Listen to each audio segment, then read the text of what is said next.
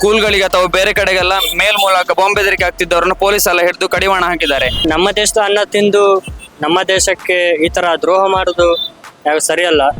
ತಗೋಬೇಕು. ಅವ್ರು ಮಾಡೋ ಇಂಥ ಕಠಿಣ ಕೆಲಸಕ್ಕೆಲ್ಲ ಅವ್ರ ಪೊಲೀಸರು ತಕ್ಕ ಶಿಕ್ಷೆಯನ್ನು ನೀಡಿ ಅವರು ಅಪರಾಧಗಳನ್ನೆಲ್ಲ ತಡೆ ಹಾಕಬೇಕು. ಭಾರತದಲ್ಲಿ ಇಂಥ ಜನಗಳು ಇರಬಾರ್ದು. ಅವ್ರಿಗೆ ಕಠಿಣವಾದ ಶಿಕ್ಷೆ ಕೊಡಬೇಕು. ಇಲ್ಲಿಲ್ಲ ಅಂದ್ರೆ ಮುಂದೆ ಇನ್ನೊಬ್ಬರು ಆ ಥರ ಮಾಡಲಿಕ್ಕೆ ಹೆದರಬೇಕು. ಆ ಥರ ಕಠಿಣ ಶಿಕ್ಷೆಯನ್ನು ಕೊಡಬೇಕು ಅವರಿಗೆ.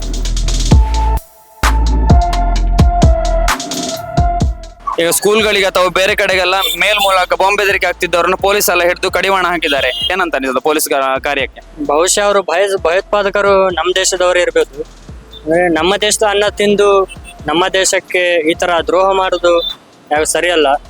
ಹಾಗಾಗಿ ನಮ್ಮ ಪೊಲೀಸರು ಕೂಡ ಈಗ ಉತ್ತಮವಾದ ಕೈಗಳನ್ನು ತಗೋತಾ ಇದ್ದಾರೆ. ಅವ್ರನ್ನ ಬಂಧಿಸಿ ಈಗ ಒಂದು ಉತ್ತಮವಾದಂತ ನ್ಯಾಯವನ್ನು ದೊರಕಿಸ್ಕೊಡ್ಬೇಕು. ಹಾಗೆ ಅವ್ರಿಗೆ ಶಿಕ್ಷೆ ಕೊಡ್ಬೇಕು. ಒಂದು ದೇಶ ಅಂತ ಬಂದರೆ ನಾವೆಲ್ಲರೂ ಒಂದೇ. ಹಾಗೆ ಒಂದು ದೇಶದಲ್ಲಿ ಒಂದೇ ಹುಟ್ಟಿದ್ದೇವೆ ಅಂದ್ರೆ ಆ ದೇಶಕ್ಕೆ ನಾವು ನಿಯತ್ತಾಗಿರ್ಬೇಕು.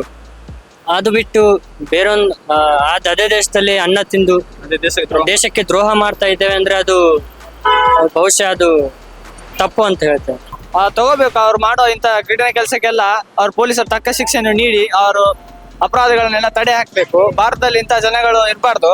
ಅವರಿಗೆ ಜೈಲಲ್ಲಿಟ್ಟು ಅವ್ರ ಮಾಡಿರೋ ತಪ್ಪಿಗೆ ಅವ್ರಿಗೆ ಪಶ್ಚಾತ್ತಾಪ ಬರೋ ಹಾಗೆ ಕಠಿಣ ಶಿಕ್ಷೆ ನೀಡಬೇಕು. ಇದು ಅವ್ರಿಗೆ ಕಠಿಣವಾದ ಶಿಕ್ಷೆ ಕೊಡಬೇಕು. ಇಲ್ಲಿಲ್ಲ ಅಂದ್ರೆ ಮುಂದೆ ಇನ್ನೊಬ್ಬರು ಆ ಥರ ಮಾಡಲಿಕ್ಕೆ ಹೆದರಬೇಕು. ಆ ಥರ ಕಠಿಣ ಶಿಕ್ಷೆಯನ್ನು ಕೊಡಬೇಕು ಅವರಿಗೆ. ಬಟ್ ಆದರೆ ಅದು ಮಾಡೋದು ತಪ್ಪು. ಅವರಿಗೆ ತಿಳುವಳಿಕೆ ಹೇಳಿದರೆ ತಿಳ್ಕೊಳ್ಳೋರಾದರೆ ಹೇಳ್ಬೋದು. ಬಟ್ ತಿಳಿಲಾರ್ದವರಿಗೆ ಕಠಿಣವಾದ ಶಿಕ್ಷೆ ಕೊಟ್ಟು ಅವರಿಗೆ ಇದು ಮಾಡಬೇಕು. ಜೈಲ್ ಶಿಕ್ಷೆ ಎಲ್ಲ ಆಗಲ್ಲ, ಗಲ್ಲೆ ಶಿಕ್ಷೆನೇ ಆಗ್ಬೇಕು. ಜೈಲ್ ಶಿಕ್ಷೆ ಆದ್ರೆ ವಾಪಸ್ ಒಂದು 5-6 ತಿಂಗಳಲ್ಲಿ ವಾಪಸ್ ಹೊರಗೆ ಬರ್ತಾರೆ. ಒಳ್ಳೇದು ಇರ್ತದ್ದು, ಒಳ್ಳೇದಾಯ್ತು. ಮತ್ತೆ ಅಂತವರನ್ನು ಬಿಡ್ಲೇಬಾರ್ದು. ಏನು ದೇಶದ್ರೋಹಿ ಅಷ್ಟೇ. ಮತ್ತೆ ಅವರಿಗೆ ಸರಿಯಾದ ಶಿಕ್ಷೆ ಎಲ್ಲ ಕೊಡ್ಬೇಕು. ಶಿಕ್ಷೆ ಕೊಡ್ಬೇಕು.